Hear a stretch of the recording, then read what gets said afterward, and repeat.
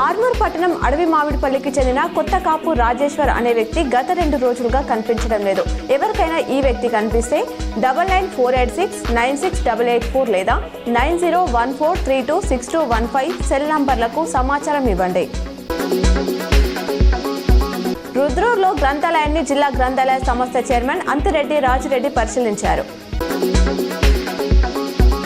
MLC ఎన్నికల్లో BJP అభ్యర్థి విజయం సాధించడంతో సిరికొండ మండల కేంద్రంలోని తెలంగాణ చౌరస్తాలో మండల బీజేపీ నాయకులు ఆధ్వర్యంలో టపాసులు పేల్చి సంబరాలు నిర్వహించారు. సీఎం రేవంత్ రెడ్డితో రాష్ట్ర కాంగ్రెస్ వ్యవహారాల ఇన్ఛార్జ్ మీనాక్షి నటరాజన్ భేటీ అయ్యారు. జూబ్లీహిల్స్లోని సీఎం నివాసంలో గంటకు పైగా జరిగిన ఈ సమావేశంలో ఎమ్మెల్యే కోట, ఎమ్మెల్సీ అభ్యర్థుల ఎంపికపై చర్చించారు. అలాగే నామినేటెడ్ పదవులు, బీసీలకు 42% రిజర్వేషన్ అంశం కూడా చర్చకు వచ్చింది.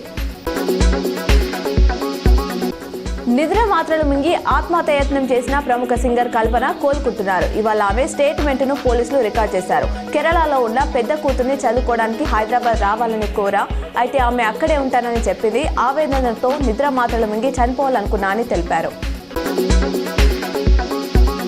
తనను కాంగ్రెస్ నుంచి సస్పెండ్ చేసినంత మాత్రాన బీసీ ఉద్యమం ఆగదని ఎమ్మెల్సీ తీన్మార్ మల్లన్న స్పష్టం చేశారు. హైదరాబాద్ ప్రెస్ క్లబ్ లో మీడియాతో ఆయన మాట్లాడారు. కాంగ్రెస్ ప్రభుత్వం చేపట్టిన కులగణన తప్పు అని, ఆ చిత్తు కాగితం తగలబెట్టడం తప్ప అని ప్రశ్నించారు. కులగణన దేశానికి ఆదర్శంగా ఉండాలని అభిప్రాయపడ్డారు.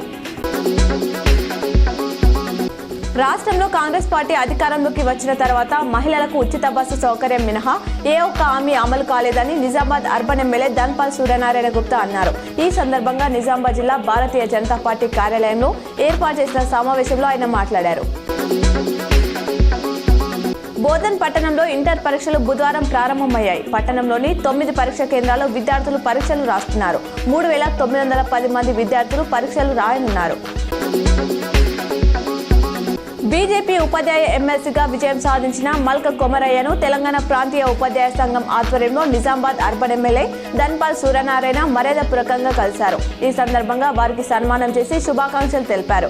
కార్యక్రమంలో పార్టీ జిల్లా అధ్యక్షులు దినేష్ కులకర్ణి తదితరులు పాల్గొన్నారు.